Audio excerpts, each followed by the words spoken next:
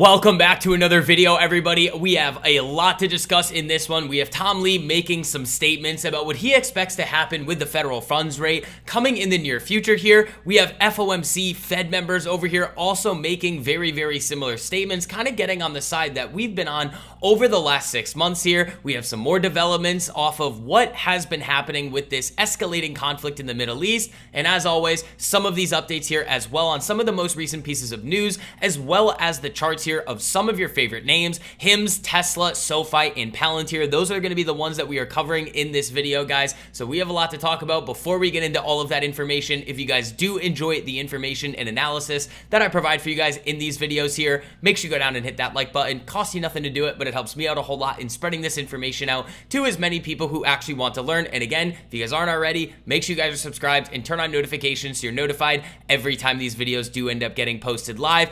As always, massive shout out to all of the members of my private trading and investing community, Less Trades, More Profits. Now, this one, guys, was a setup here, a trade idea that we have been talking about on this channel here, on Twitter, on Instagram, pretty much everywhere over the last 2 weeks. We finally saw this one start to fire off today on Tesla. Congratulations to everybody that is in this name. I think you guys are starting to see time and time again. I'm able to identify these names for you guys, stocks that are about to explode before they do. That is exactly why my group has so much success on a week-to-week, month-to-month basis here. If you guys want to hop in there with us, make sure you guys check out that link down below and use code JUNE to get 50% off your first 2 months. Again, it's very highly reviewed for a reason, guys. That sale is not going to be lasting for very much longer, and we are going to be going waitlist only. So if you're interested in joining us in there, make sure you guys check out that link down below. But without further ado, let's roll this Tom Lee clip and start getting into it. I would say I'm watching oil, and if oil isn't surging, then I think it just means that the risks of the straits being closed is lower. I guess when you think about the impact for U.S. stocks and bonds and the dollar, it comes down to growth and inflation expectations. And the key, Tom, is whether either of those things have changed in light of recent geopolitical events. Yeah, and as you know, core CPI doesn't include energy. And as you know, when the ECB looks at core inflation, they exclude housing. Housing is not part of ECB's core CPI, and they're cutting. If you calculated U.S. CPI on the same exact basis, it's lower than Europe. So I do think there should be a dovish tilt towards the Fed, or that's the upside opportunity into year end as well. So the first thing that we need to cover here, guys, is, again, a lot of people were expecting oil to absolutely surge this week and also to have equity markets tanking, especially after the United States struck those Iranian nuclear facilities. But when we come over here and take a look at the chart of oil here, oil is actually down about 7.3% here, as the overall market is starting to kind of think to itself that this conflict, or at least the U.S. involvement in this conflict, may be coming to an end. I'm going to have some more comments on that in a second here, but I do want to talk about with you guys this situation that is starting to unfold with the Federal Reserve members here, in that they are starting to shift towards a more dovish tone, especially after a lot of the rounds of data that we have seen over the last couple of months here. And when we go over to Nikki Leak's Twitter account, he has this comment from Mickey Bowman. So she's signaling that she could support a July rate cut. Now, we also saw Waller say the exact same thing at the end of last week. So right now we have 2 FOMC members here that are kind of on this same wavelength. Should inflation pressures remain contained, I would support lowering the policy rate as soon as our next meeting in order to bring it closer to its neutral setting and to sustain a healthy labor market. Bowman had been very focused on inflation risk through last year. She says that she sees tariffs as likely to present a small and one-off increase in prices because she expects increased economic slack this year. She describes the labor market as solid and near estimates of full employment, but cites evidence of fragility, reduced labor market dynamism, slower economic growth, and a narrow concentration of job gains, warranting that the Fed put more weight on downside risks to our employment mandate going forward. So if you guys have been paying attention to everything that we've been talking about over the last 6 months here, all of these Federal Reserve members here are finally starting to get on our side of the argument that even if we do see any sort of price increases here due to this new trade policy, they will, 1, be short-lived, and 2, probably not be as significant as a lot of these economists at the Federal Reserve were previously expecting. And this is creating awaiting that kind of roadmap here for the Federal Reserve to decrease interest rates a little bit sooner than expected. And that is one of the things that we are seeing being reflected today in the bond market. We are seeing a pretty significant demand and bid for bonds. And now, while a lot of people might think, well, this could be a little bit of a flight to safety, you always have to think about the context of these moves in total here. If we were to label this as a flight to safety move in the debt market here today, well, then we would also expect to see equities down, which is not what we are seeing at all. Now, some developments on this conflict here with the Middle East before we continue into some of these individual names here. Iran's armed forces say they targeted the Al Udeid base in Qatar with a devastating and powerful missile attack operation. Now, we also have a further development because, again, this base does house both Qatar military and the United States military as well. I believe it's the United States Air Force. Qatar says intercepted missile barrage on this airbase. Qatar says no incident, no casualties from missile attack. And this does remind me a little bit of when Iran did send those drones over to Israel, I believe a few months ago here. And that was kind of viewed as a retaliation. The market was very worried about this kind of escalation heating up even more, but then everything kind of calmed down after those drones were sent over. This looks like a very, very similar situation. Now, kind of the last thing to wrap this up here on this conflict in the Middle East, we recently saw this statement from Trump that he does not want more military engagement in the Middle East, which the market is definitely going to view very positively.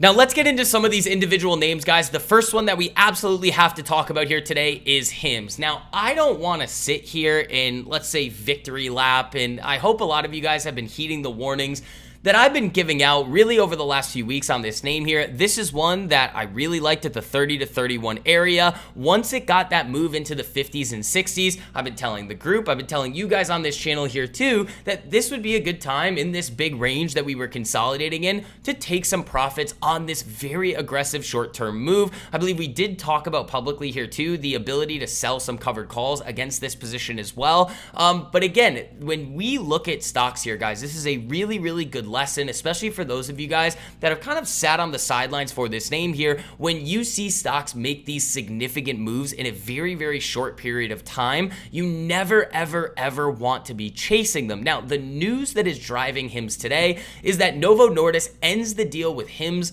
in hers over sales of Wegovy copycats. So Novo Nordisk said in April it would offer Wegovy through several telehealth companies such as Hims and hers to expand access to blockbuster injection now that is no longer in short supply in the US. But Novo Nordisk said Hims and hers has failed to adhere to the law which prohibits mass sales of compounded drugs and has accused the telehealth company of deceptive marketing that is putting patient safety at risk. Now, for those of you guys that are unfamiliar with this situation that's kind of been unfolding over the last couple of months here with a lot of these GLP-1s, there is now new regulations in place really after Wegovy and a lot of these other GLP-1s are now no longer in short supply, that Hims and hers and a lot of these other drug companies and healthcare companies are not able to sell the compounded versions of these products at a large scale. Now, what that effectively means is they're not selling, let's say, the knockoff version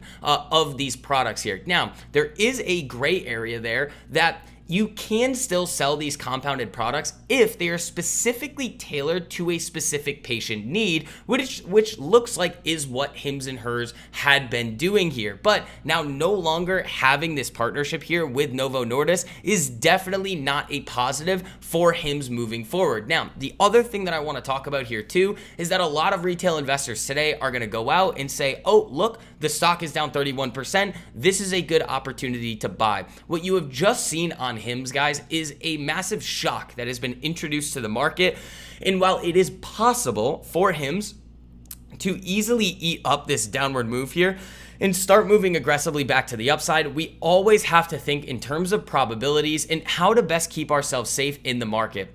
For me personally, if we can see HIMS base around this 38 to 36 area, which is also that 200 exponential moving average, similar to when the last time that I was very interested in this name here, where it was consolidating around that area, maybe at that point, I would look to initiate and add to a position in this name here. But as of right now, this is one that you want to sit back and wait and see what is going to happen next. Now let's move on to the next name here, and that is Tesla. So for those of you guys that are subscribed to the channel, that have been paying attention to the videos that I've been making here, and really just talking about this name here on Tesla, what have we been talking about? We've been looking for this move to the upside after that significant period of volatility that we saw, and we were very, very interested in Tesla in this period of consolidation here, in looking for that break to the upside. Now, on the YouTube videos, we did talk about this 335 level. That again was a very, very solid spot to get long Tesla here for a short-term trade.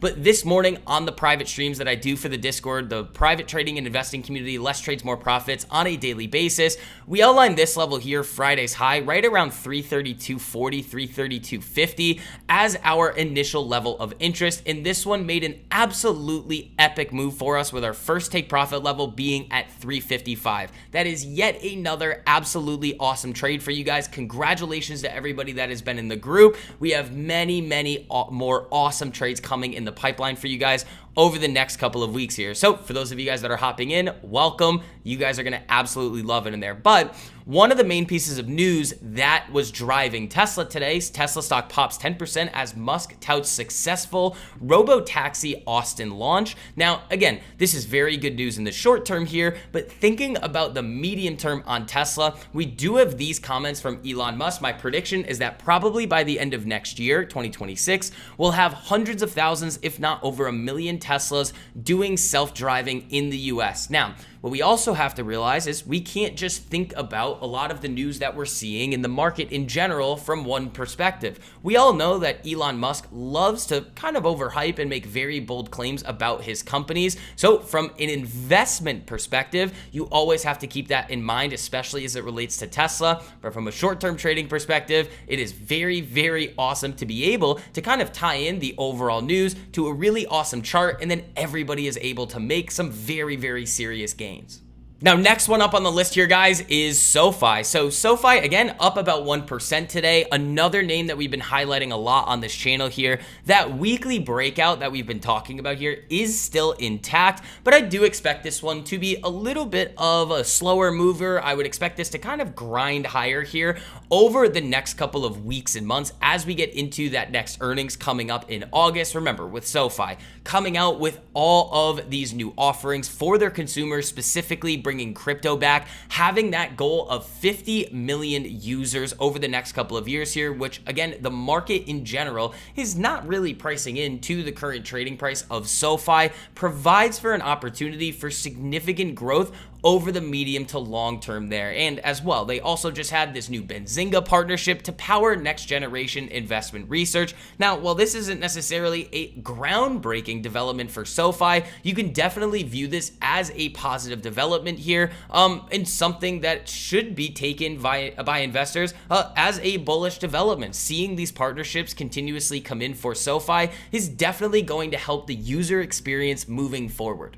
Now, last name that I want to talk about with you guys this afternoon here is Pltr. And while there's not a crazy amount of news coming out with this company in the short term, you are setting up very nicely at these highs here for a potential breakout into and kind of deep into the mid to upper 140 range here. If you can get this break of this 142.20 area, or even this all-time high of around 145, you could be setting up a very significant move on Pltr. Now, what I will say now is that a stock like Pltr that is consolidating at these all-time highs, that has really shown some very strong performance over the last couple of years here, these moves that it is going to make into the all-time highs are probably going to be a little bit more volatile and not as smooth as we have seen it in the past, mainly because of the fact that its valuation right now is very stretched, and you're going to see some big orders coming in on either side, these institutional buy orders and institutional sell orders, as investors start to maybe take profits on this name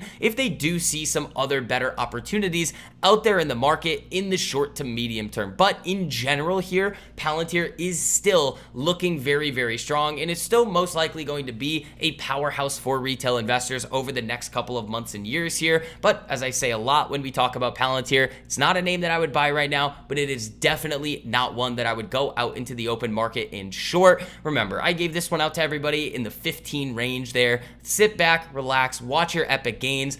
There really isn't all that much to do with this name in the short term here. So guys, that is going to wrap up this video here. If you did enjoy the information and analysis I provided for you guys in this one, make sure you go down and hit that like button. Costs you nothing to do it, but it helps me out a whole lot in spreading this information out to as many people who actually want to learn. And again, if you're not already, make sure you're subscribed and turn on notifications so you're notified every time these videos do end up getting posted live. But until next time, guys, I will see you.